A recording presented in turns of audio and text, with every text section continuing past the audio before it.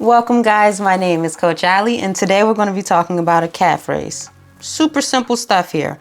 Most of us, if not all of us, have neglected our calves, but it is just important as everything else in your lower body.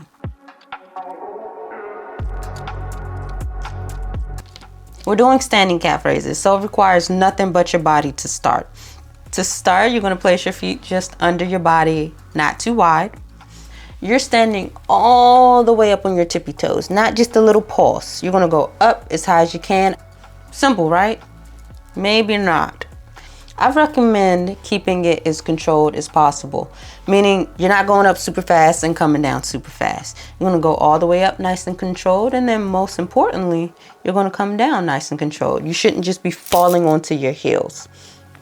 That being said, it requires a lot of balance. So take your time and practice this one. We're not going to get the most bang for our buck if we're not controlling the movement. So controlled up, and more importantly, nice and controlled down.